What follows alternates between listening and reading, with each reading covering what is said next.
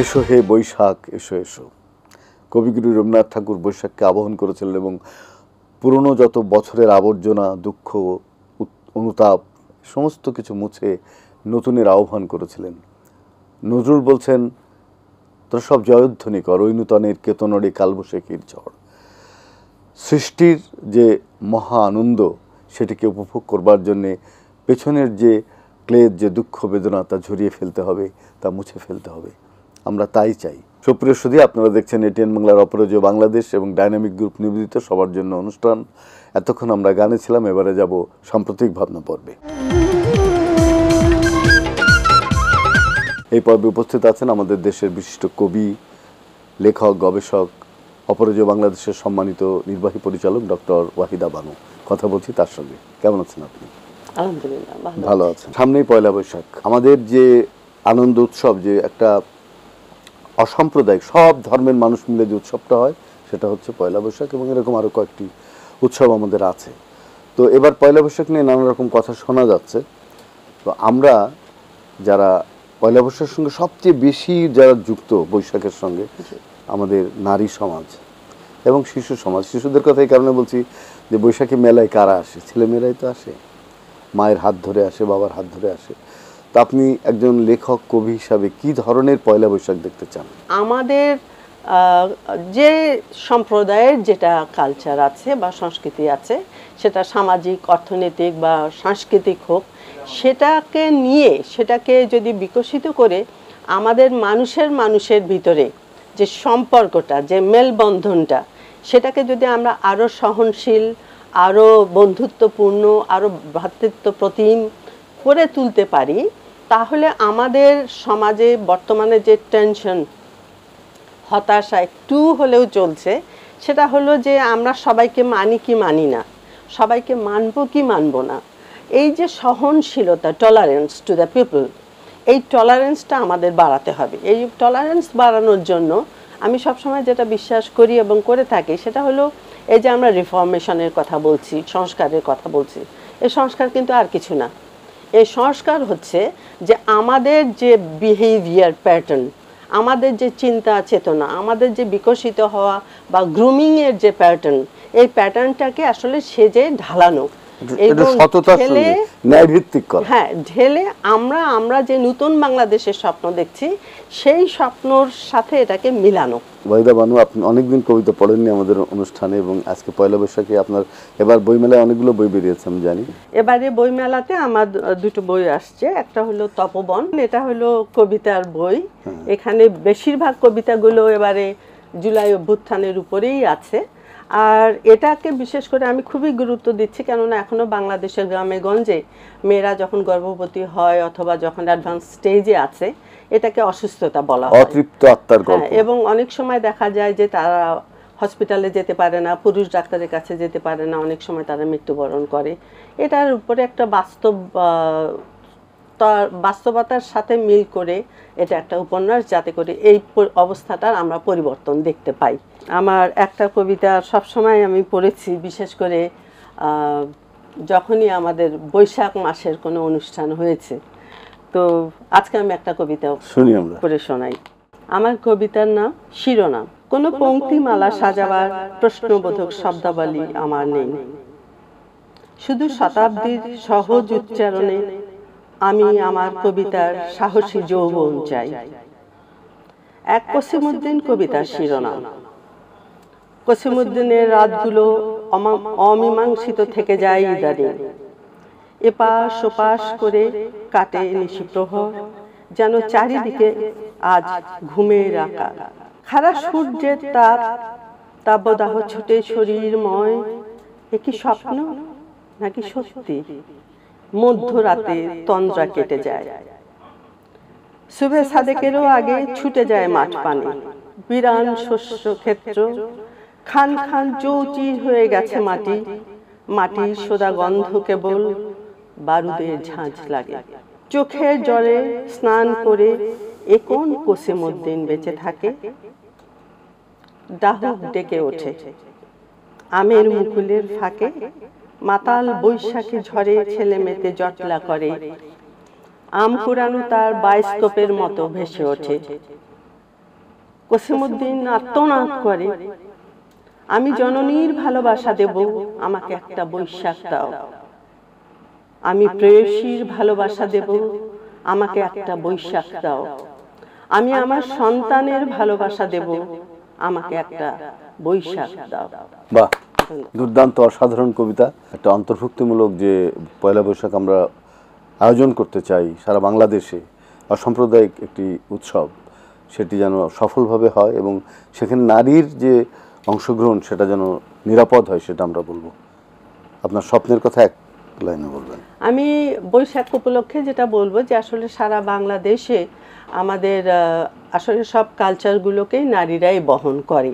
তো সেদিক থেকে নারী জাতি এবং আমাদের ছেলেমেয়েরা যাতে করে এই বৈশাখটাকে একটা অনন্য বৈশাখ হিসাবে মানে তুলে ধরতে পারে এবং সমগ্র জাতিকে একসাথে করতে পারে, সেটাই আমার স্বপ্ন। অনেক ধন্যবাদ আপনাকে, ভালো থাকবেন আপনি। আপনারা ভালো থাকুন এবং এটিএন বাংলার দর্শকদের ধন্যবাদ। সুধী দর্শক, আপনারা দেখছেন এটিএন বাংলার অপরাজেয় বাংলাদেশ এবং ডাইনামিক গ্রুপ নিবেদিত সবার জন্য অনুষ্ঠান। আমরা এতক্ষণ ছিলাম সাম্প্রতিক ভাবনা পর্বে, এবারে যাব আবৃত্তি পর্বে।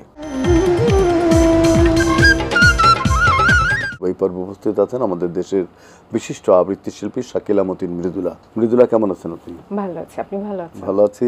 সামনে পয়লা বৈশাখ, আপনি সবসময় আমাদের অনুষ্ঠানে এসে আবৃত্তি করেন নানা উৎসব নিয়ে। আজকে বৈশাখ নিয়ে পড়তে হবে, বৈশাখের কোন কবিতাটি পড়বেন? আমি আল মাহমুদের একটা কবিতা আমার ভীষণ ভালো লাগে, বৈশাখ। শুনি আমরা। যে বাতাসে বুনোহাসের ঝাঁক ভেঙে যায়, জেটের পাখা দুমড়ে শেষে আছাড় মারে, নদীর পানি শূন্যে তুলে দেয় ছড়িয়ে, নুইয়ে দেয় টেলিগ্রাফের থামগুলোকে।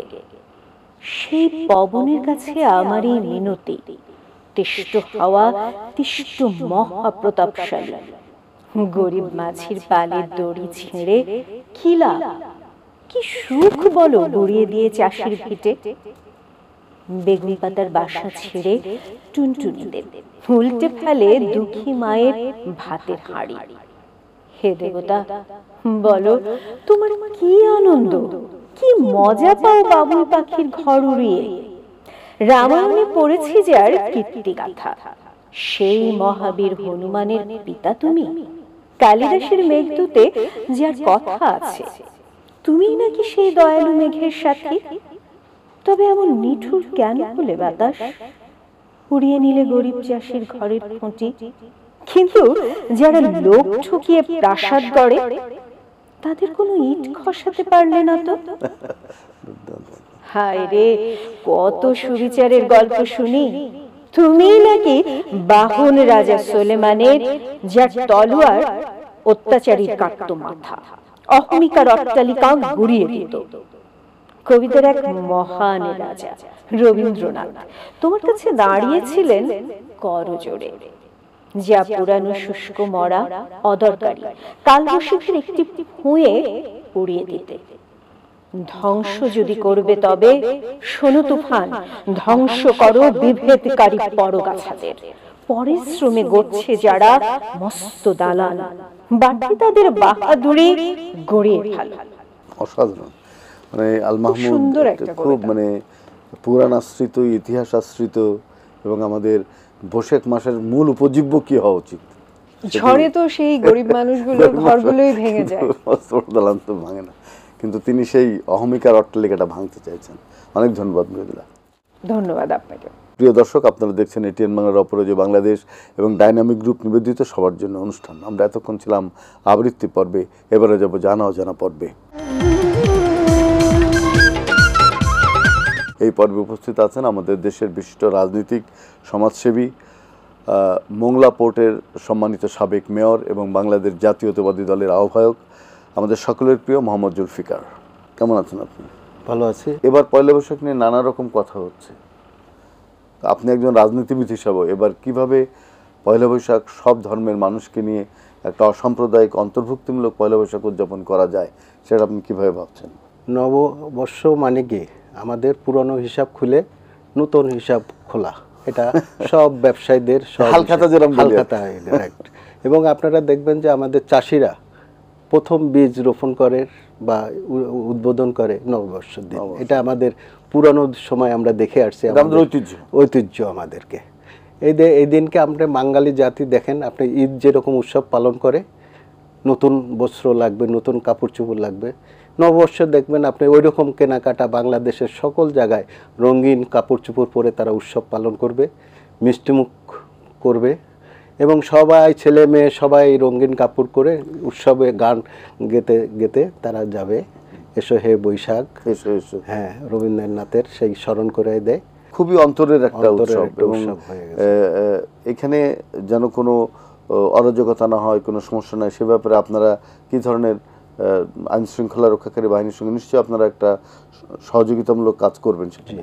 আমাদের মোংলা পোর্ট পৌরসভা এবং উপজেলা উপজেলা এটা নিয়ে একটা এলাকা, এটা সবসময় উপজেলার থেকে, এবং আমি যখন এক্স মেয়র ছিলাম 2011 থেকে 21 সাল পর্যন্ত, তো এটা আমরা উৎসবটা সবসময় আমরা মিলেমিশে পালন করতাম। এখানে আমাদের উপজেলা চত্বরে বিভিন্ন ধরনের দোকানপাট, মিষ্টি, তারপরে বিভিন্ন তালপাতার বাঁশি, যেরকম খেলাধুলা, দোলনা, এরকম আমাদের পালন করে এবং সবাই মিলেমিশে এখানে বাঙালির সবাই, হিন্দু খ্রিস্টান বলেন মুসলমান বলেন, সবাই এসে উৎসবটা পালন করে এবং সবাই রং বেরঙের কাপড় পরে এখানে উৎসবে আসে, মিষ্টি মুখ করে। ইলিশ মাছ যে ইলিশ মাছ এখন তো আগের মতো সেই ইলিশ আর পান্তা যে খেতেই হবে তা না, ইলিশ মাছের এটা যে যতটুক যখন থাকে তখন। তবে কিছুদিন আগে আমাদের যে বিগত দিনগুলো রমজান গেছে, এটার সাথে একটু মিলতাল করে কাজগুলো করতে হয়েছে। আপনি তো অনেক সামাজিক কাজ করেছেন, তো আপনার সেই সামাজিক কাজগুলো সুফল কি এখন পাচ্ছেন? অবশ্যই। আমার মোংলা পোর্টটা দক্ষিণ অঞ্চলের শেষ সীমানা এই পৌরসভাটা, তো চতুর্দিকে এটা নদী এবং সাগর, এরপরে সুন্দরবন। তাই এই এলাকাটা একেবারে পানির জলাবদ্ধতা ছিল। সেইভাবে উন্নয়ন কাজ আমি পৌরসভা আসার পর থেকে আমি গ্রিন করার জন্য, পরিবেশ বান্ধব শহর করার জন্য আমি আপ্রাণ চেষ্টা করছি এবং আমি পারছি, কারণ আমি গাছ রোপণ করছি। কত মানে গাছের সংখ্যা বলা যাবে না, তবে অনেক গাছ আমি প্রতি বছরই একটা সংখ্যা, এবং আমি জনগণকে ট্যাক্স মুকুব করছি যে কোনো জায়গায় ছাদে, আঙ্গিনায়, বারান্দায়, বাড়ির ভিতরে গাছ লাগালে তার ট্যাক্স মুকুব হবে। এইভাবে তাদেরকে উৎসাহ করছি আমি, যে উৎসাহিত করেছেন। উৎসাহিত। আচ্ছা, একটা জিনিস আমাদের জানার খুব আগ্রহ, যে সুন্দরবনে যে বন নিধন হয়, এই যে মানে সেটা কি আপনারা যারা জনপ্রতিনিধি আছেন তারা এটাকে ঠেকাবার জন্য কোনো কাজ আপনারা করেন কি? অবশ্যই। আমাদের প্রত্যেকটা ইসের থেকে আমাদের সুন্দরবনে যাতে গাছ নিধন না করে, এবং ওখানে যেন শত্রুরা, মানে কিছু তো ভালো মন্দ মিলায় এলাকার লোকজন থাকে, তো আমাদের সবসময় ফরেস্ট ডিপার্টমেন্ট বা কোস্টগার্ড, আমাদের পুলিশ বাহিনী আছে, অনেক ধরনের বাহিনী আছে, এবং ফরেস্টরাই যৌথভাবে এটা অভিযান চালায় যাতে কোনো রকম না করে। এবং আমাদের ওইখানে ফরেস্টের কিছুদিন একটা সময় আছে, সেই সময় যাতে ওই ফরেস্টের ভিতরে লোক ঢুকতে না পারে। তো আমরা চাই যে একটা পরিবেশ বান্ধব মোংলা বন্দর আপনার ওখানে গড়ে উঠুক। আপনার ভবিষ্যৎ স্বপ্ন কি? ভবিষ্যৎ স্বপ্ন যে এই বন্দর সহ আমাদের এই উপজেলা এবং পৌরসভাটা, তো এই শহরে একটা মডেল পৌরসভা হোক।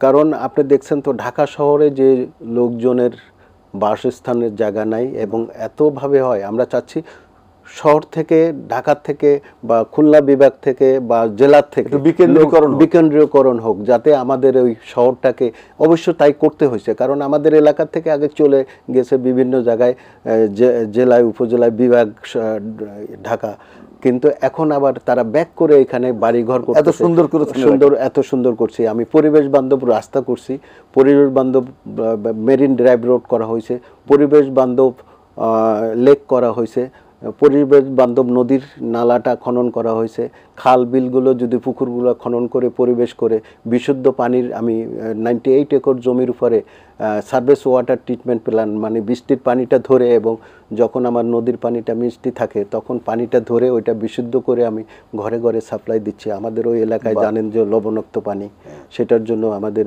পানির একমাত্র উৎস। অসাধারণ। আপনার কাজগুলো আমাদের খুব মানে প্রাণিত করছে, এবং আমাদের যে শুধু ঢাকা মহানগরের জনগণের চাপ সেটি কমিয়ে আনার জন্য এই ধরনের পরিবেশ বান্ধব শহরগুলো আমাদের খুব দরকার। আপনার এই মডেল শহরটা সবাই অনুসরণ করুক। ধন্যবাদ আপনাকে, অনেক ধন্যবাদ। ধন্যবাদ আপনাদেরকে, এটিএন বাংলাকে সবাইকে ধন্যবাদ জানাচ্ছি।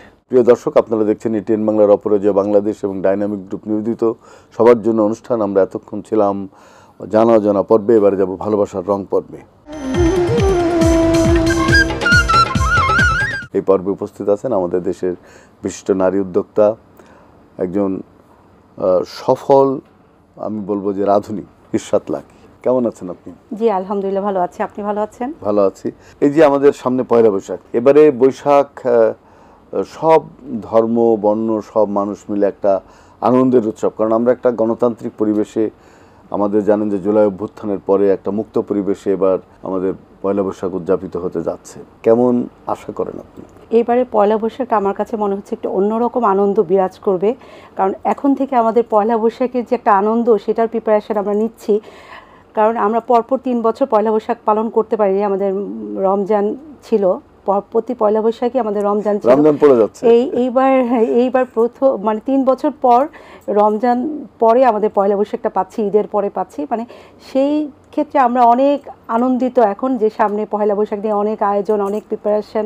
মানে এইবার আমাদের সর্বস্তরের মানুষ আমরা খুব আনন্দের সাথে পালন করব, এটা আর কি আমি মনে করছি। আপনি জানেন যে আমাদের ইলিশের দাম অনেক বেশি, তো পান্তা ইলিশ খাওয়ার একটা তোড়জোড় পড়ে যায় বিভিন্ন জায়গায়। আপনি কি রেসিপি দিতে চান? ইলিশের বিকল্প কি রেসিপি দিতে চান? আমি ইলিশের বিপরীতে দিতে চাই যে পুঁটি মাছ, দেশীয় মাছ যেগুলো, সে কই মাছ, পুঁটি মাছ, এগুলো দিয়ে আবার দেখেন শিং মাগুরের ঝোল, পাতলা ঝোলের তরকারি। কারণ এখন তো আমাদের বৈশাখ তো খুব গরমের পর, গরম চৈত্রের পরে বৈশাখে কিন্তু একটা ভীষণ একটা গরম, একদম মানে ঠান্ডা খাবার, ঠান্ডা তরকারি আমরা খেলাম। আমাদের ইলিশ মাছ ভাজা খেতে হবে কেন, পান্তা ভাত খেতে হবে কেন? আমরা তো দই চিড়া দিয়েও বৈশাখের প্রথম সকালবেলা আমরা নাস্তা করতে পারি। পান্তা ভাতটা কেন?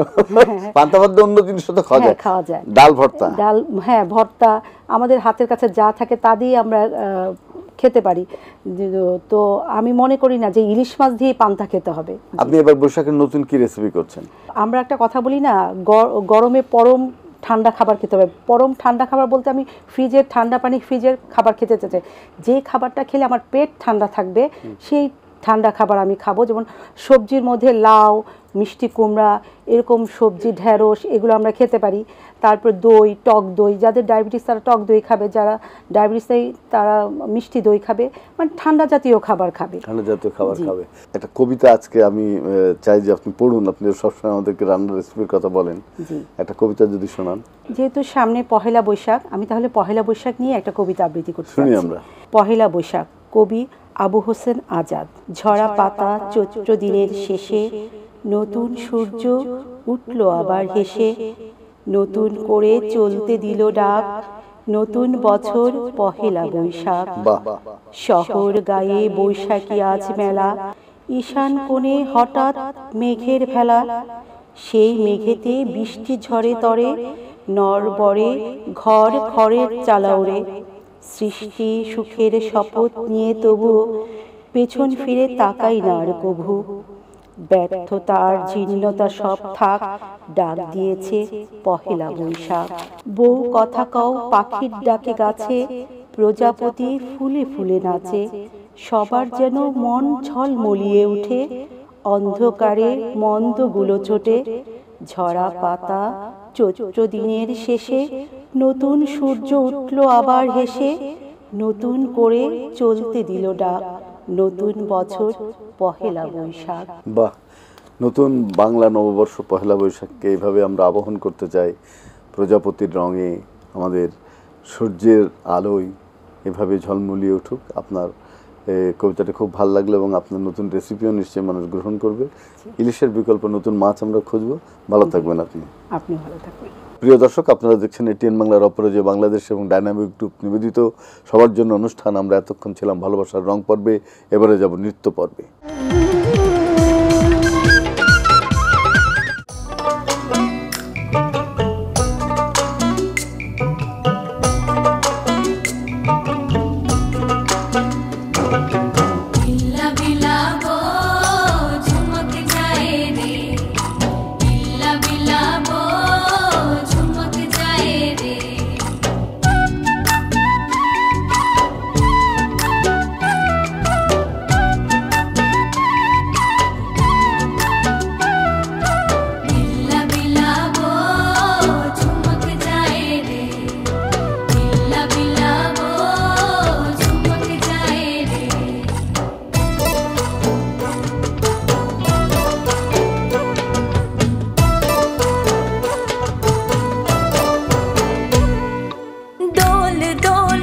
দুলনি রাঙা মাথার চিরনি এনে দেব হাট থেকে মান তুমি করো না দোল দোল দুলনি রাঙা মাথার চিরনি এনে দেব হাট থেকে মান তুমি করো না নটন নটন খপাটি তুলে এনে দোপাটি রাঙা ফিতায় বেঁধে দেব মান তুমি করো না মান তুমি করো না দোল দোল দুলনি রাঙা মাথার চিরনি এনে দেব হাট থেকে মান তুমি করো না মান তুমি করো না সাল তলে বেলা ডুবিলো দিদি লিলো লো সাল তলে বেলা ডুবিলো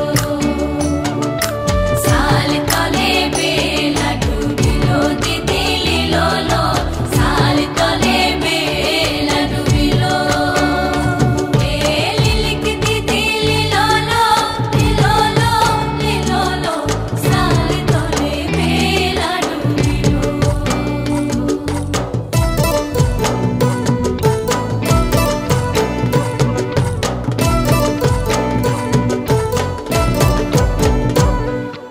যে দেখো ডালিম ফুলে ওই জমেছে মোম ও কথা কও ডাকছে পাখি কয় না কথা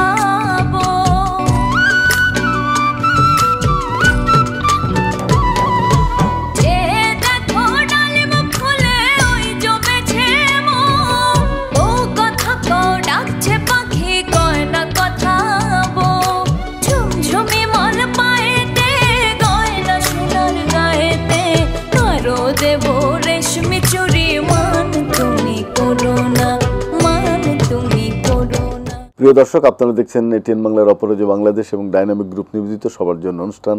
আমরা দেখতে দেখতে অনুষ্ঠানের শেষ প্রান্তে। আমরা সবাই চাই আমাদের জাতীয় জীবনের উৎসবগুলো সুন্দর হোক, সর্বজনীন হোক এবং এবারের পয়লা বৈশাখ আনন্দময় হোক। জুলাই বিপ্লবের যে সংস্কার প্রস্তাব, জুলাই বিপ্লবের যে আদর্শ, সেটি সব মানুষকে নিয়ে একটি গণতান্ত্রিক বাংলাদেশ প্রতিষ্ঠা, সেই দিকে আমরা যেতে চাই। সবাই ভালো থাকবেন, সুস্থ থাকবেন।